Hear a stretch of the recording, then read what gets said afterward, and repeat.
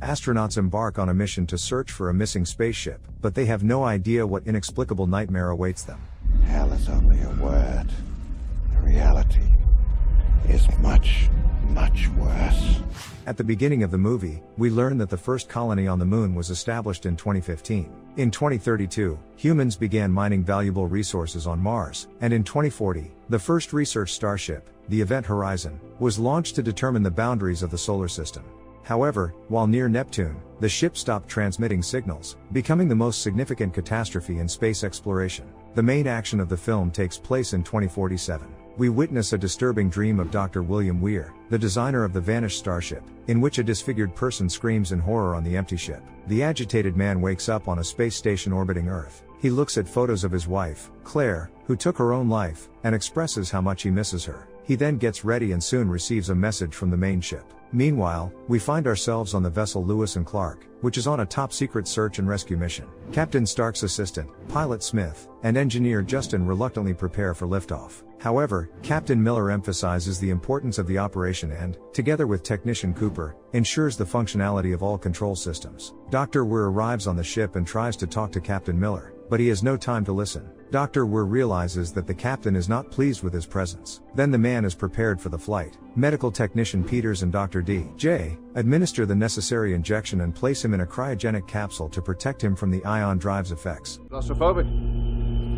Very. It has been 56 days since Lewis and Clark was sent into orbit around Neptune. During the flight, Dr. Weir regains consciousness and hears a strange call. He leaves his cryogenic capsule and sees that no one else has woken up. He continues to hear a female voice and, trying to understand who is talking to him, explores the ship. The man enters the control room and sees Claire in the pilot's seat. He turns the chair toward himself, but suddenly his wife is behind him. I'm waiting. Terrified, Dr. Weir begins to scream, but all of this turns out to be just a hallucination. Now he actually wakes up, and Peters and D.J. bring him to his senses. Cooper suggests that his colleagues have some coffee, but Captain Miller urges them to take their positions. Peters watches a video of her son's birthday celebration, and Miller apologizes for not finding her a replacement and for tearing her away from her family. Smith informs the crew that the ship will be in orbit around Neptune in 2.5 hours, and Miller finally introduces Dr. Weir to the team. The captain admits that they are all not happy about the new mission because it interrupted their well-deserved leave. Moreover, this rescue operation is extremely dangerous. Dr. Weir informs the crew that the goal of their flight is to find the missing ship, the Event Horizon, which suddenly transmitted a distress call. Well, that's bullshit for a start. Despite the crew's skepticism, Dr. Weir continues to reveal the truth and explains that the Event Horizon is, in fact, a super-secret spacecraft capable of traveling faster than the speed of light. He elaborates that the ship achieves a gravitational jump, instantly moving from one point to another. So that point A and point B coexist in the same space and time. The flight was proceeding normally, but before the jump to Proxima Centauri, the ship vanished without a trace and suddenly reappeared only 7 years later. Now, the crew of the Lewis and Clark must find out where it had been all this time. Dr. Weir plays the recording of the only intercepted message from the missing ship, but the team hears only terrifying screams. However, DJ deciphers one phrase in Latin, "Liberate me," which means save me. Meanwhile, Lewis and Clark approaches the Event Horizon, enters a turbulent zone, and narrowly avoids a collision with the starship. Stunned by its size, the crew docks the two ships. Stark provides data on the ship's condition and concludes that the crew would not have survived due to the extremely low temperature but detects signs of life on board. The team prepares for boarding the Event Horizon. Captain Miller orders Dr. Weir to remain in the control room until they ensure the ship's safety. Under Dr. Weir's guidance, Miller, Justin, and Peters proceed through the docking tunnel and board the ship. Justin goes to the engineering sections, while Miller and Peters head for the living area, where they notice explosive devices. Dr. Weir explains that, if necessary, they can separate the ship into two sections, with the crew taking the front part to escape.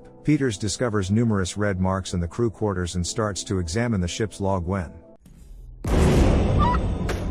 the crew members remaining on board the Lewis and Clark suspect that only some kind of creature could have disfigured a body like this. Meanwhile, in the engineering section, Justin notices a coolant leak and then comes across the gravity drive instrument. The heart of the ship. At this moment, Lewis and Clark loses contact with Justin, whom the massive device initially blinds and then sucks inside. The gravitational drive emits a powerful shockwave, puncturing the rescue ship's hull. Pressure on board drops, and sparks ignite a fire. Cooper rushes to help Justin, who suddenly re-emerges from the gravitational drive. In a panic, Smith contacts Miller and informs him that their ship is beyond repair. Dr. Weir suggests moving to the event horizon to save themselves. Upon boarding the mysterious ship, Stark informs her colleagues that communication is disabled here, and no one will come to their aid. Additionally, they have only 20 hours of oxygen.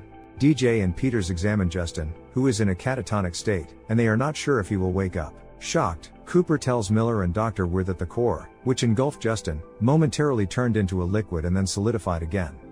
It's just not physically possible. Cooper is convinced that Justin's disappearance was not a hallucination, but Dr. Weir insists on his version of events. He believes it might have been an optical effect caused by gravitational distortion. Moreover, it was the beam of gravitational waves that damaged the Lewis and Clark. Captain Miller then demands that Dr. Weir explain what's inside the core. He reluctantly admits that the core can create an artificial black hole, allowing the ship to move to any point in space. Miller realizes that Justin probably went where the event horizon had been, but Dr. Weir insists that the airlock cannot open by itself. Nonetheless, the captain orders Stark to seal off the core compartment. Meanwhile, Peters reviews the ship's log when she is suddenly terrified by a gruesome hallucination in which she sees her son. Mommy?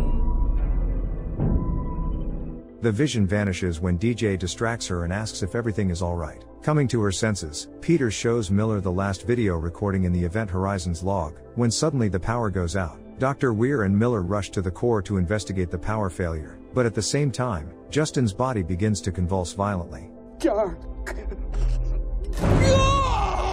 Dr. Weir fixes the malfunction in the core, and he begins to see his wife again. At the same time, Miller sees a burning man. Then the team members share their hallucinations, but Dr. Weir continues to deny all the strange occurrences on the ship. Smith becomes furious and attacks Dr. Weir, accusing him of causing the death of the Event Horizon's crew. Smith and Cooper continue to repair the Lewis and Clark, while Stark shares her theories with Miller. She believes that there is some kind of sentient force on the ship that reacts to humans, causing inexplicable phenomena, but the captain doesn't take her theory seriously. Soon, in the medical wing, Peters notices that Justin is missing. She rushes to find him, but the power goes out, and explosions are heard behind her. Frightened, Peters tells DJ and Stark about it, but they claim not to have heard anything. Suddenly, hallucinations start to affect the rest of the crew. Dr. Weir nearly opens the outer door, but Stark stops him in time. The crew recalls the missing Justin and soon finds him in an airlock without a spacesuit, but their attempts to bring him back inside are unsuccessful. If you could see the things I've seen, you wouldn't try to stop me.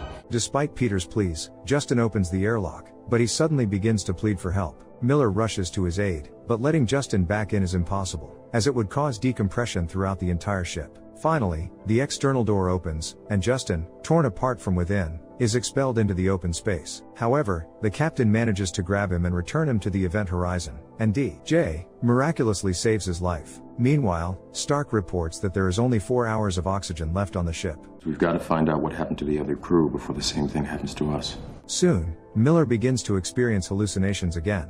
He tells DJ that he's hallucinating one of his crew members, whom he was forced to leave behind during an accident. Miller also claims that he never shared this story with anyone, but somehow, the ship knows about his secrets. DJ then confesses that he misheard the last recording and, consequently, mistranslated it. Instead of "save me," it said "save yourself from hell." DJ suggests that the event horizon may have been beyond our universe and brought something back with it. Cooper and Smith complete the repairs on the Lewis and Clark, while Peters and Stark review the last entries from the ship's log. The gruesome footage captures a horrific massacre, resulting in the death of the entire Event Horizon crew. Miller orders his crew to gather their belongings and leave the ship immediately. However, Dr. Weir states that they cannot disobey the order and simply depart. He insists that they cannot abandon the ship, but the captain declares that he will not abandon it. He will completely destroy it with missiles. Suddenly, Stark informs Miller that the core is draining all the ship's energy, and the captain orders them to transfer to the Lewis and Clark as quickly as possible. But Dr. Weir is sure that the ship won't let them go and declares that he will not fly home because his home is here. Peters and Smith hastily collect oxygen canisters and leave, but Peters stops due to another hallucination.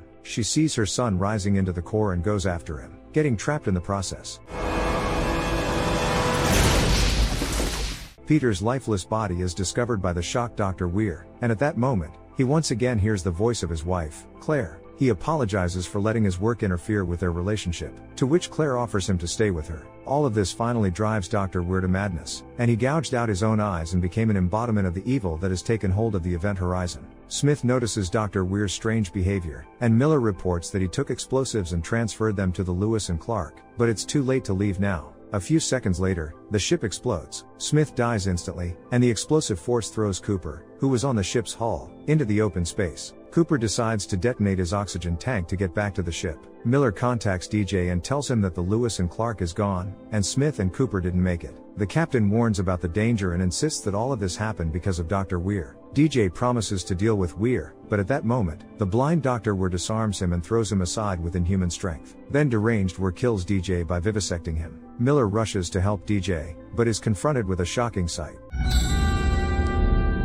Then the captain arms himself with a pneumatic hammer and intends to destroy Dr. Weir along with his ship. He sets out in search of him but soon discovers Stark in an unconscious state. The captain revives her and promises to get her out of here. But suddenly, they discover Dr. Weir, seated in the command chair. Miller is horrified to notice that he has no eyes, but he claims that where they are going, eyes are not required. Dr. Weir explains that he built the Event Horizon to reach the stars, but it went much farther. It turns out the ship created a rift in the universe and entered another dimension of chaos and evil, and as a result, it returned alive. Now Dr. Weir intends to go beyond the universe and activate the gravity drive. Stark attacks him, and he easily tosses her aside. He then effortlessly seizes Miller's pneumatic hammer and sets a 10-minute timer. At the same time, Cooper miraculously returns to the ship and tries to contact someone from the crew. However, in response, Dr. Weir shoots the window, causing the ship to decompress. As a result, he is ejected into open space. Miller manages to survive, makes her way to a safe section, and saves Stark. They head to the forward airlock, where the distress signal came from,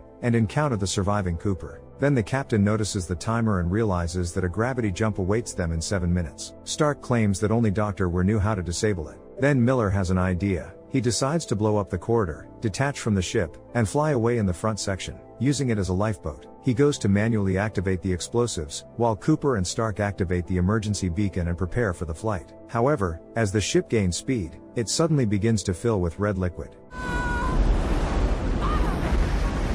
Suddenly, Miller begins to see the Burning Man again, who frightens him and drives him into a fiery trap. Suddenly, this person transforms into Dr. Weir, disfigured by deep scars. He reminds the captain that the ship won't let anyone go, and that destroying it is impossible. Now they have to return to that dreadful place, scarier than hell itself. Dr. Weir shows him the horrifying fate of the Event Horizon crew, which awaits the Lewis and Clark crew. However, Miller is not willing to give up and attacks the deranged Weir. Eventually, he finds the fallen detonator and blows up the corridor, separating the ship. Within a couple of seconds, the ship's tail, along with Miller and Dr. Weir, disappears into the resulting black hole, while the nose section, with Stark, Cooper, and Justin, heads home. 72 days have passed. The second rescue team arrives at the remaining part of the Event Horizon and discovers survivors in cryogenic capsules. Stark is the first to regain consciousness, but beneath the rescuer's helmet, she once again sees Dr. Weir's disfigured face. It turns out this is another gruesome hallucination, and the real rescuers and Cooper try to calm her, but then the airlock door closes, leaving the ending unknown.